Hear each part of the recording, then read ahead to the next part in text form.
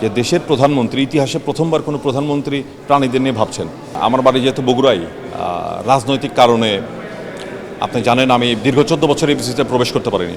এখন এফডিসির মেম্বার হলাম এত বছর পরে। কিন্তু অভিনয়ের বিষয়টা হচ্ছে কি, অভিনয় তো করলে করাই যায়, কিন্তু নায়ক চরিত্র দেখতে পারবেন কিনা এটা বলতে পারছি না। এখন বয়স হয়ে গেছে, একটু মোটা হয়ে গিয়েছি। আবার যদি নিজেকে ফিট করতে পারি ইনশাল্লাহ অবশ্যই অভিনয় ব্যাক করব। ছোটবেলা থেকে কি আপনি যে অ্যানিমেল লাভার ছিলেন?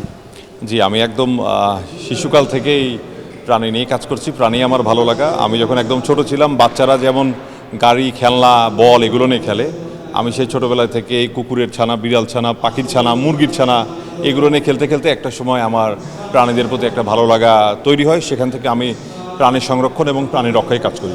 এখন যেটা দেখতে পাচ্ছি যে আমাদের রাজধানীতে আপনি অনেক সময় বিষধর সাপ করে রেস্কিউ করছেন, এই বিষয়টা কিভাবে মাথায় আসলো? আমি আসলে দীর্ঘ বছর যখন আমি স্কুল লাইফে পড়ি তখন থেকে আমি সাপ উদ্ধারের সাথে জড়িত। আমাদের একটা টিম আছে, বাংলাদেশ অ্যানিম্যাল ওয়েলফেয়ার অ্যাসোসিয়েশন এবং Swan. Bangladesh animal welfare association আপনি জানেন, এটা মাননীয় প্রধানমন্ত্রীর একটি সংগঠন। আমি সেটার দায়িত্ব পালন করছি, আমি সেটার আহ্বায়ক।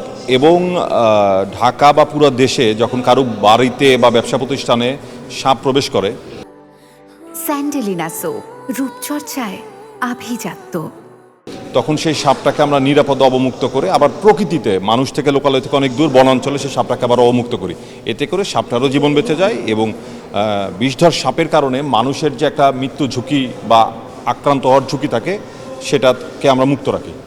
এই জিনিসটা আমাদের অনেকে জানা ছিল না বা অনেকে হয়তো জানে না। আমাদের মাননীয় প্রধানমন্ত্রী যে আপনার বাংলাদেশ অ্যানিম্যাল ওয়েলফেয়ার অ্যাসোসিয়েশনের সঙ্গে রয়েছে, উনি কিভাবে যুক্ত হলেন বা আপনাকে কিভাবে সে আপনাকে সাপোর্ট দিচ্ছেন বা উৎসাহ দিচ্ছেন, যদি একটু আপনি বলতেন। বর্তমান মাননীয় প্রধানমন্ত্রী আমার বাড়ি যেহেতু বগুড়া, আমার এলাকার বড় ভাই। আমাকে সেই শিশুকাল থেকেই উনি চেনেন, জানেন। এবং প্রায় আজ থেকে এক যুগের বেশি সময়, 13 বছর হয়ে যাচ্ছে যখন উনি লন্ডনে ছিলেন, তখন থেকে উনি বাংলাদেশে বেশ কিছু ছেলেমেয়ে যারা বন্যপ্রাণী রক্ষায় বা প্রাণী রক্ষায় কাজ করছেন তাদেরকে উনি সেই সময় থেকে কাজ করার জন্য প্রতি মাসে কিছু না কিছু উনার সামর্থ্যের ভিতরে যা ছিল এরকম ফান্ড আমাদেরকে দিয়েছেন। উনার এখন বর্তমানের মাননীয় প্রধানমন্ত্রী এডিশনাল প্রেস সেক্রেটারি জনাব আতিকুর রহমান রুমন, উনার মাধ্যমে। তো আমরা এই টাকাগুলো পেয়েছি বর্তমান প্রধানমন্ত্রীর সাথে আমরা লন্ডন থাকা অবস্থায় অনেক আলাপ আলোচনা করেছি। উনি দেশের মানুষের পাশাপাশি দেশের প্রাণীরা, বন্যপ্রাণীরা কীভাবে ভালো থাকবে, কীভাবে নিরাপদে থাকবে, সেই ভাবনাটা উনি ভেবেছেন। এখন উনি দেশের প্রধানমন্ত্রী হয়েছেন এবং দেশের পরিবেশ ভালো, এই জন্য উনি আমাদেরকে একটা সংগঠন খোলার নির্দেশনা দেন। তো আমরা 2025 সালে আমরা একটি সংগঠন খুলেছি যার নাম বাংলাদেশ অ্যানিম্যাল ওয়েলফেয়ার অ্যাসোসিয়েশন। বাংলাদেশের বিভিন্ন এলাকায় যারা প্রাণ প্রকৃতি নিয়ে কাজ করে এদের মধ্যে থেকে বিশেষ বিশেষ ব্যক্তিদেরকে বেছে আমরা এই সংগঠনটা করেছি এবং পুরো দেশব্যাপী আমরা কাজ করছি। এবং মাননীয় প্রধানমন্ত্রী এখনও প্রতিদিন আমাদের বিভিন্ন নির্দেশনা দিচ্ছেন, দিক নির্দেশনা দিচ্ছেন এবং আমরা সেইভাবে কাজ করে যাচ্ছি।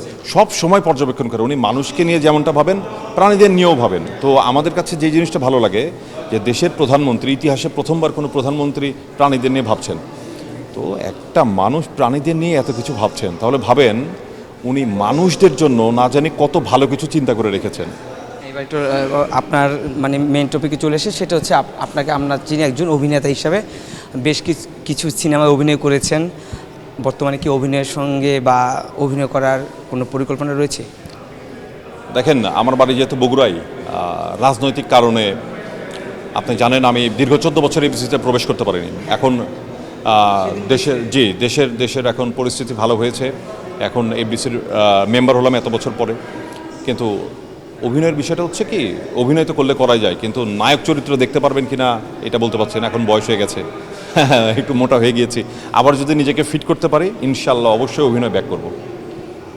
সবশেষ যেটা জানতে চাচ্ছি আপনার কাছে, যে আসলে সবসময় কি প্রাণী নিয়েই থাকবেন নাকি অন্য কোনো পরিকল্পনা আছে আপনার? মানে জীবনটাই উৎসর্গ করে দিয়েছি প্রাণী রক্ষা এবং সংরক্ষণে, প্রাণীদের সেবা করতে গিয়ে। তো বাকি জীবনটাই এইভাবেই কাজ করে যেতে চাই। তার মানে প্রাণী ছাড়া অন্য কিছু পারি না, নট দ্যাট, কিন্তু প্রাণী রক্ষা এবং সংরক্ষণেই আমি সারা জীবন কাজ করে যেতে চাই। নতুনরা যদি আপনার সংগঠনের সাথে যুক্ত হতে চান তাহলে তাদের উদ্দেশ্যে কী বলবেন? তাহলে সবার জন্য মোস্ট ওয়েলকাম।